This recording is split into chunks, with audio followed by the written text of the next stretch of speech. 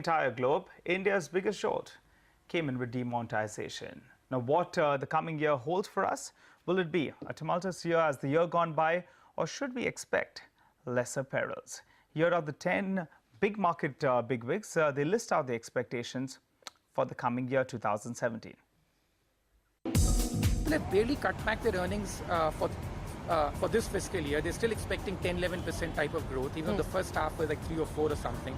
And for next year, they expect 18% growth in like earnings. So I think the problem. So you believe that that's not realistic? I mean, I just it just seems very high because so much economic disruption going on. Next 1-2 quarters could still be a little tough from an economy perspective, but things must start to improve in the second half of this year, fundamentally for sure.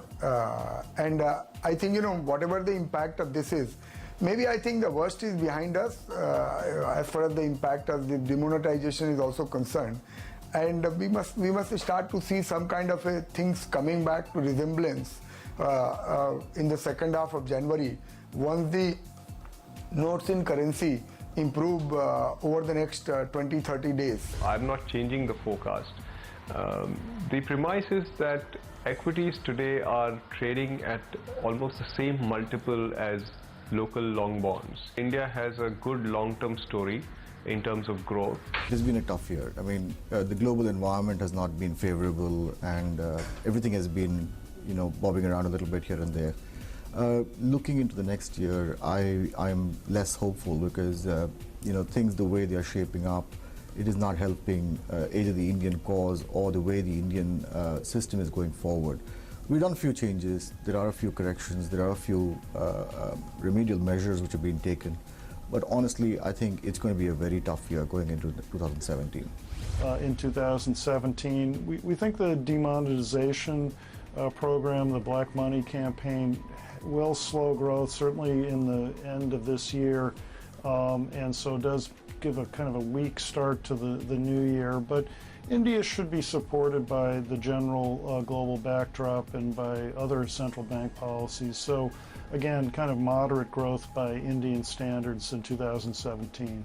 I think on balance, the central projection is indeed for slightly stronger global growth, maybe 0.2-0.3% higher than in 2016.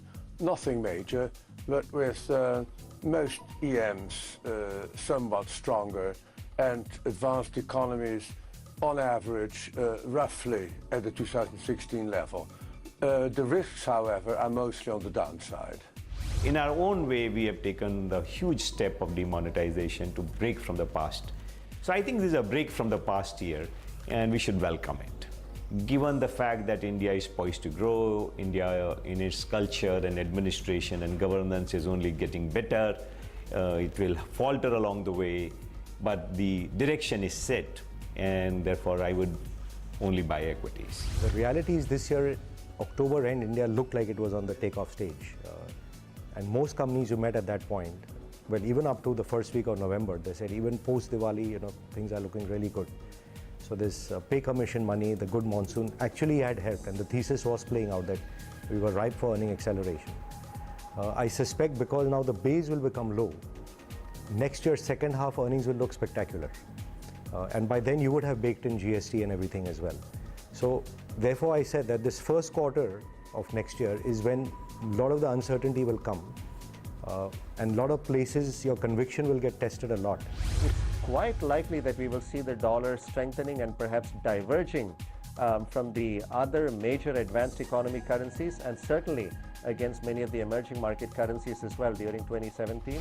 I think you get a real acceleration of U.S. GDP. I mean, we've been stuck in the 2% range for a while. I think if you do get corporate tax cuts, if you get consumer tax cuts, I think that sets up for a little better growth. I wouldn't get euphoric about growth rates. I think the Jefferies forecast for 2017 is 2.7% growth for the U.S.